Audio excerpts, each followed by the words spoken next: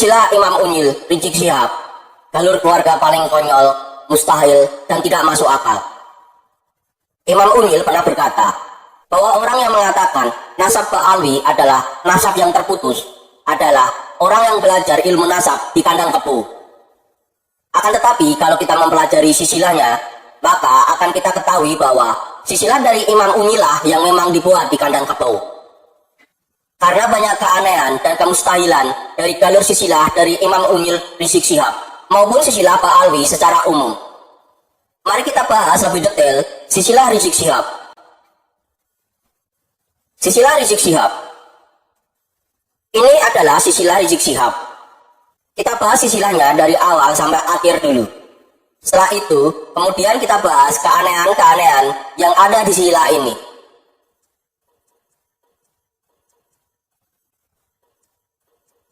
Nabi Muhammad diperkirakan lahir pada tahun Gajah, wafat pada usia 63 tahun di tahun 11 Hijriah. Beliau memiliki istri pertama bernama Siti Khotijah yang diperkirakan lahir pada tahun 20 sebelum tahun Gajah dan wafat pada usia 64 tahun di tahun 44 tahun Gajah. Dari pernikahan Nabi Muhammad dan Siti Khotijah memiliki 6 anak. Salah satunya adalah Siti Fatimah. Siti Fatimah lahir pada tahun 35 tahun Gajah, wafat pada usia 28 tahun di tahun 11 tahun Hijriah. Beliau menikah dengan Ali bin Abu Thalib yang sebenarnya adalah pamannya, karena Ali bin Abu Thalib adalah sepupu dari Nabi Muhammad. Ali bin Abu Thalib lahir pada tahun 30 tahun Gajah, wafat pada usia 62 tahun di tahun 40 Hijriah. Dari pernikahan Ali bin Abu Thalib dan Siti Fatimah memiliki 5 anak. Salah satunya adalah Husain.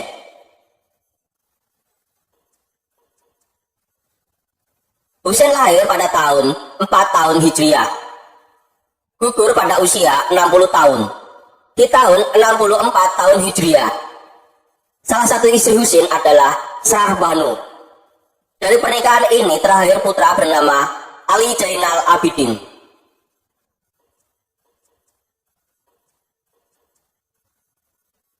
Ali Zainal Abidin lahir pada tahun 33 tahun Hijriah. Wafat pada usia 64 tahun di tahun 97 tahun Hijriah. Beliau memiliki istri bernama Fatimah binti Hasan. Dari pernikahan ini terlahir putra bernama Muhammad Al-Baqir.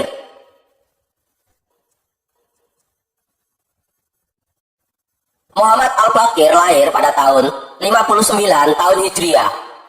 Wafat pada usia 55 tahun di tahun 114 tahun Hijriah. Beliau memiliki istri bernama Umi Farwa. Dari pernikahan ini terlahir putra bernama Ja'far Shadiq.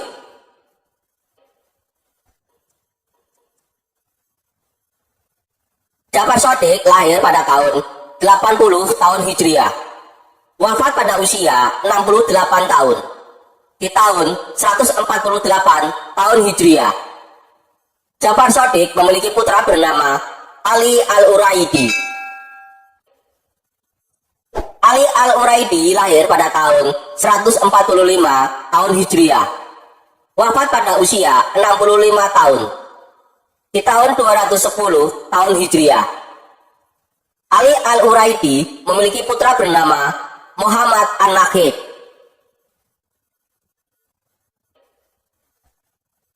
Muhammad An-Nakhid lahir pada tahun 200-an tahun Hijriah. Wafat pada usia 50 tahun di tahun 250-an tahun Hijriah.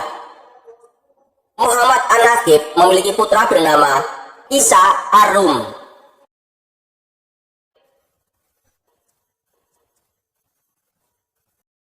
Isa Ar-Rum lahir pada tahun 240-an tahun Hijriah.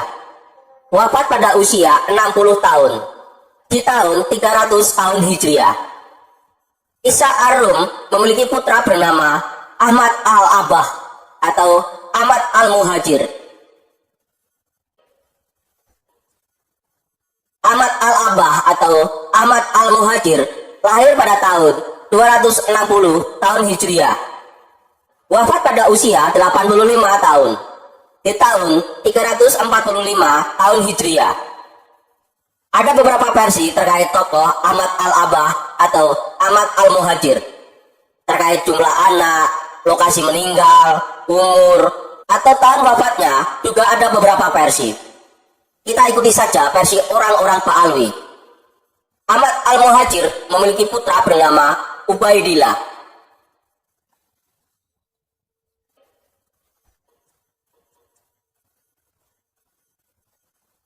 Ubaidillah lahir pada tahun 320-an tahun Hijriah. Wafat pada usia 60-an tahun di tahun 383 tahun Hijriah. Ubaidillah memiliki putra bernama Alwi Awal atau Alwi Al-Mutakkir. Alwi Awal atau Alwi Al-Mutakkir lahir pada tahun 350-an tahun Hijriah. Wafat pada usia 50-an tahun di tahun 400-an tahun Hijriah. Alwi Al-Mutakkir memiliki putra bernama Muhammad Maula As-Saumah.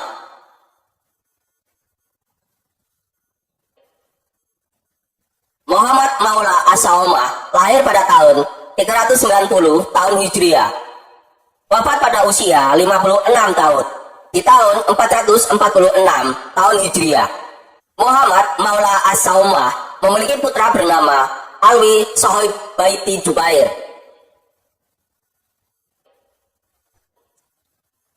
Alwi Sohib Baiti Jubair lahir pada tahun 450-an tahun Hijriah. Wafat pada usia 60 tahun di tahun 512 tahun Hijriah.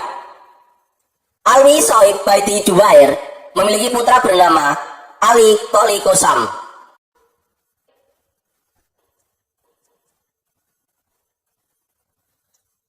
Ali Qoli Qosam lahir pada tahun 470-an tahun Hijriah. Wafat pada usia 50 tahun di tahun 529 tahun Hijriah. Ali Qoli Qosam memiliki putra bernama Muhammad Sohib Mirbat. Muhammad Sohib Mirbat lahir pada tahun 500-an tahun Hijriah. Wafat pada usia 50 tahun di tahun 550 tahun Hijriah. Muhammad Sohib Mirbat memiliki putra bernama Ali Wahidil Faqih.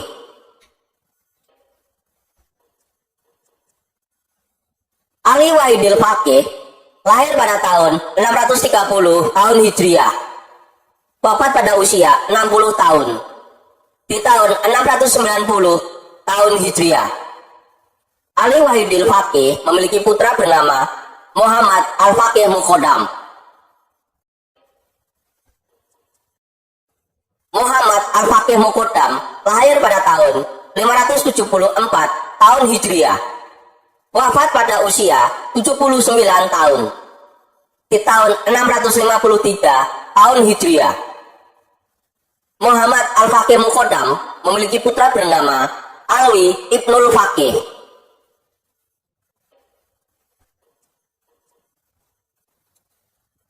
Alwi Ibnul Faqih lahir pada tahun 600-an tahun Hijriah.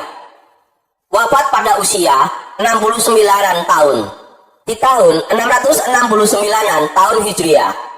Ali Wahidil Faqih memiliki putra bernama Ali. Ali lahir pada tahun 650-an tahun Hijriah. Wafat pada usia 59-an tahun di tahun 709 tahun Hijriah. Ali memiliki putra bernama Muhammad Maulad Dawilah.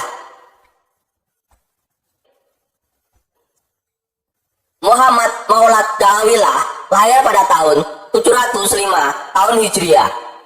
Wafat pada usia 60 tahun di tahun 765 tahun Hijriah. Muhammad Maulad Dawilah memiliki putra bernama Abdurrahman Asgaf.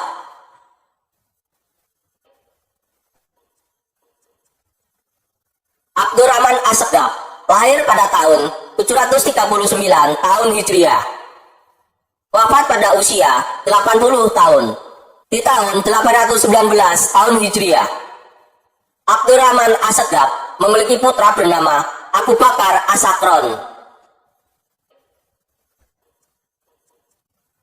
Abu Bakar As-Sakron lahir pada tahun 760-an tahun Hijriah. Wafat pada usia 61-an tahun di tahun 821 tahun Hijriah. Abu Bakar As-Sakron memiliki putra bernama Ali As-Sakron.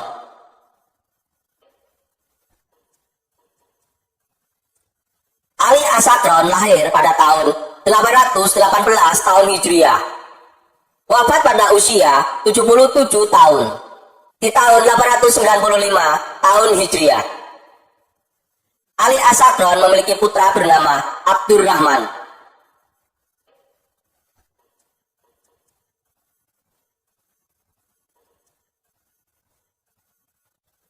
Abdurrahman lahir pada tahun 850 tahun Hijriah. Wafat pada usia 73 tahun di tahun 923 tahun Hijriah. Abdurrahman memiliki putra bernama Ahmad Syihabuddin Al-Khair.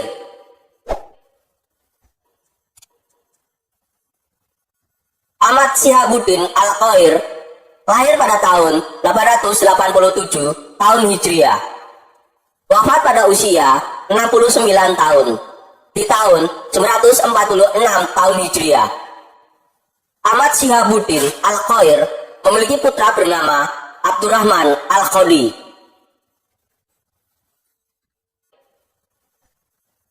Abdurrahman Al-Khodi lahir pada tahun 945 tahun Hijriah. Wafat pada usia 69 tahun di tahun 1014 tahun Hijriah.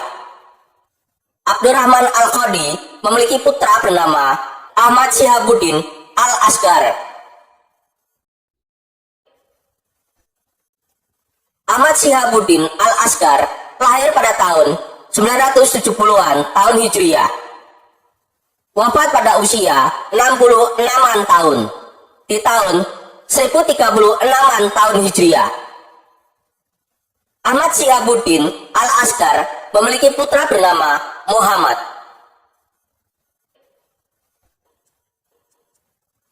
Muhammad lahir pada tahun 1020-an tahun Hijriah. Wafat pada usia 60 tahun di tahun 1080-an tahun Hijriah. Muhammad memiliki putra bernama Ali. Ali lahir pada tahun 1040-an tahun Hijriah. Wafat pada usia 60 tahun di tahun 1104 tahun Hijriah. Ali memiliki putra bernama Muhammad.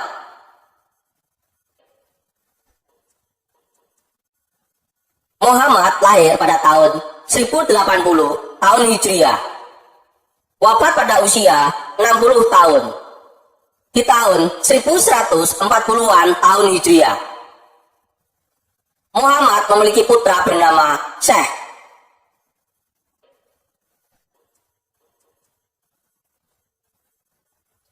Syekh lahir pada tahun 1115 tahun Hijriah. Wafat pada usia 44-an tahun di tahun 1159-an tahun Hijriah. Syekh memiliki putra bernama Muhammad.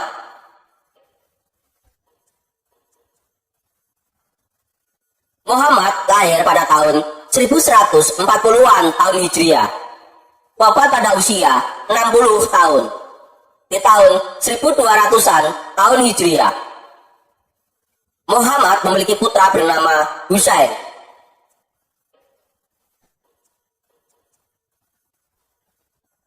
Husain lahir pada tahun 1180-an tahun Hijriah. Wafat pada usia 60 tahun di tahun 1240-an tahun Hijriah. Husain memiliki putra bernama Abdullah.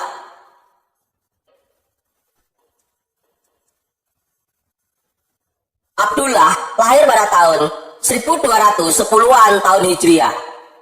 Wafat pada usia 60-an tahun. Di tahun 1270-an tahun Hijriah.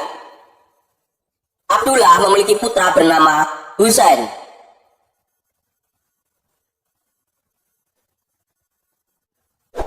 Husain lahir pada tahun 1240-an tahun Hijriah. Wafat pada usia 60-an tahun. Di tahun 1320-an tahun Hijriah. Husain memiliki putra bernama Muhammad.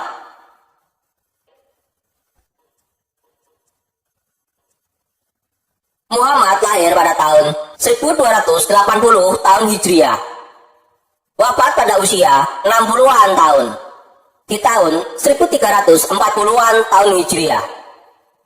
Muhammad memiliki putra bernama Husain.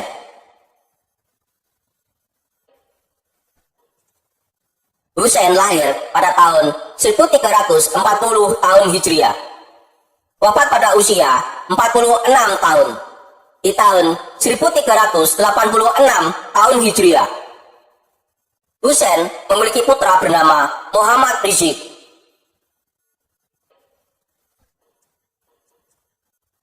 Muhammad Rizieq lahir pada tahun 1385 tahun Hijriah dan pada saat ini masih hidup.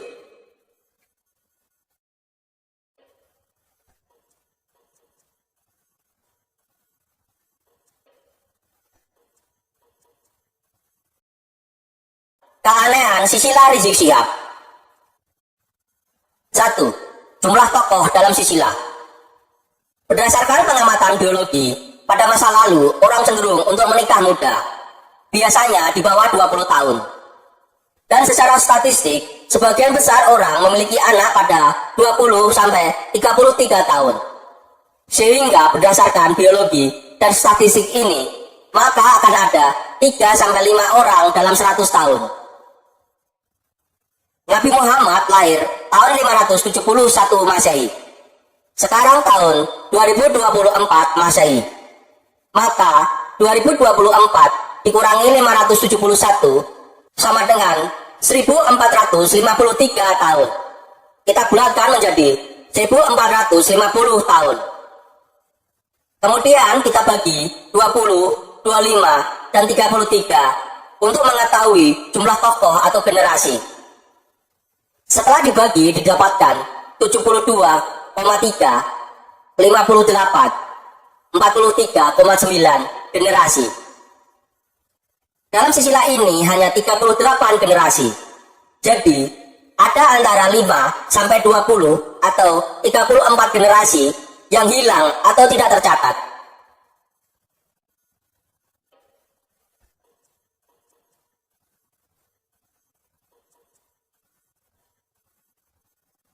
Dalam silsilah ini, saya kelompokkan dalam 3 kolom. Di kolom pertama adalah tokoh yang terkenal, terbukti secara historis, dan memiliki buku sebagai bukti bahwa tokoh ini ada. Di kolom kedua adalah tokoh yang diragukan keberadaannya, sampai Ali As-Sakron, orang yang pertama membuat kitab yang mencanggokkan nasab Ali dan nasab Husain bin Ali bin Abu Thalib. Di kolom ketiga adalah orang-orang setelah Ali As-Sakron.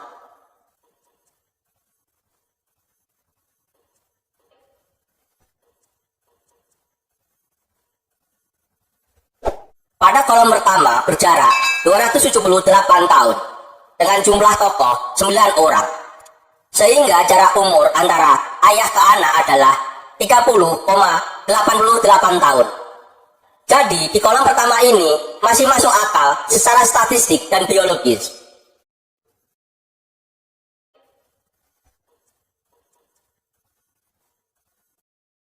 Di kolom kedua berjarak waktu 558 tahun dengan jumlah tokoh 14 orang.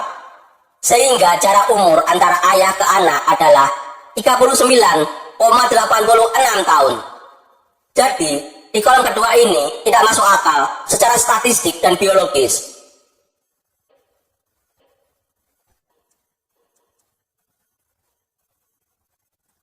Pada kolom ketiga berjarak waktu 567 tahun dengan jumlah tokoh 15 orang, sehingga jarak umur antara ayah ke anak adalah 37,8 tahun. Jadi, di kolom ketiga ini tidak masuk akal secara statistik dan biologis. Pada kolom kedua dan ketiga, ada tokoh yang kemungkinan hilang atau tidak tercatat di sisilah.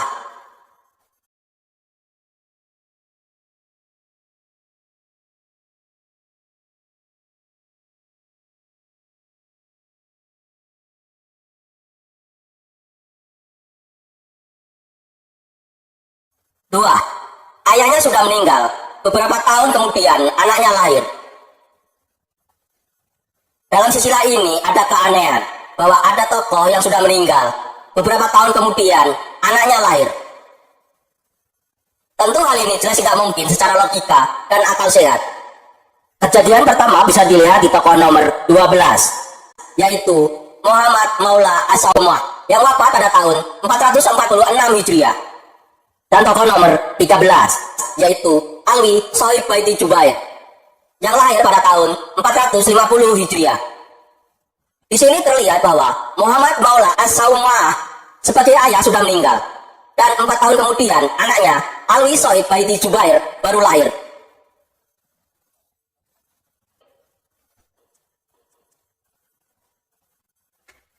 Kejadian kedua bisa dilihat di tokoh nomor 15, yaitu Muhammad Sohib Mirbat yang wafat pada tahun 550 Hijriah. Dan tokoh nomor 16, yaitu Ali Walidil Faqih yang lahir pada tahun 630 Hijriah. Di sini terlihat bahwa Muhammad Sohib Mirbat sebagai ayah sudah meninggal, dan 80 tahun kemudian anaknya Ali Walidil Faqih baru lahir. Kedua kejadian ini, anak yang lahir setelah ayahnya wafat, tentu tidak mungkin secara biologis dan akal sehat.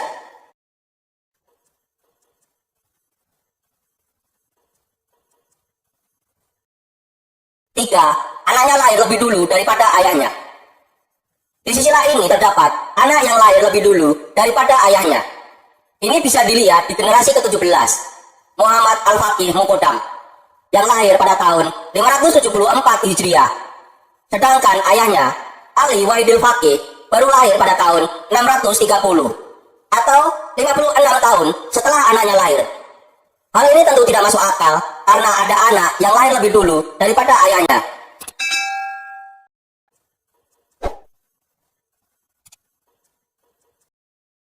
Empat, mempunyai anak menjelang wafat. Ada 6 tokoh yang memiliki anak menjelang kewafatannya. Hal ini tentu tidak menjadi isu yang menarik jika hanya terjadi pada 1 atau 2 generasi.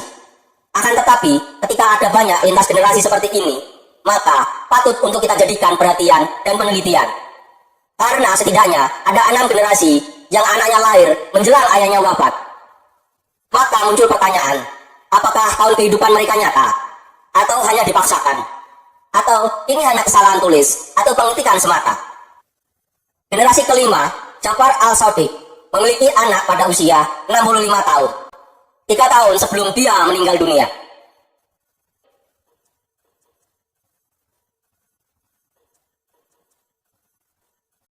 Generasi ke-19, Ali, memiliki anak pada usia 55 tahun.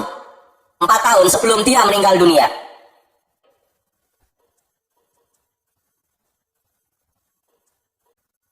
Generasi ke-22, Abu Bakar As-Sakron, memiliki anak pada usia 58 tahun. 3 tahun sebelum dia meninggal dunia.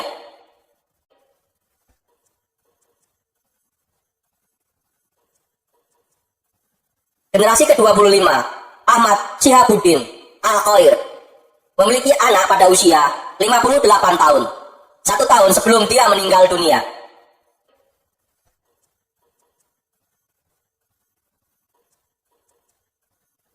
Generasi ke-36, Muhammad, memiliki anak pada usia 60 tahun. Dan di tahun yang sama, dia meninggal dunia.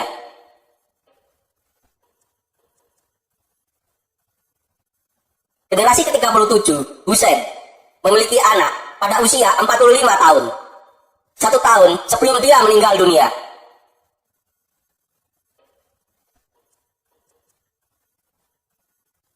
Lima, cucu dan kakek tidak pernah berjumpa. Dari 38 generasi ini, setidaknya 28 generasi tidak pernah melihat atau mengenal kakeknya secara langsung. Termasuk Rizik Syihab. Ayahnya Rizik Syihab, kakeknya Rizik Syihab, buyutnya Rizik Syihab, bahkan tangganya Rizik Syihab pun demikian.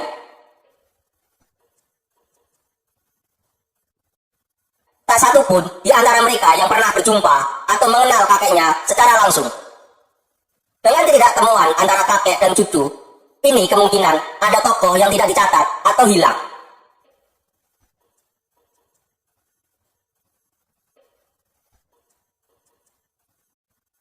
Misal, generasi ke-13 dan generasi ke-11, jarak mereka tidak bertemu adalah 50 tahun. Kemungkinan ada 2 atau 3 tokoh yang hilang atau tidak tercatat pada jarak tahun 50 tahun di sisi lain. Dari uraian ini bisa ditarik kesimpulan bahwa silsilah Rizik Syihab ini banyak mengandung kesalahan dan keanehan. Mungkin silsilah ini dibuat di kandang kerbau sehingga banyak kejanggalan dan kesalahan yang fatal, yang fundamental. Demikian video tentang silsilah Imam Unyil Rizik Syihab.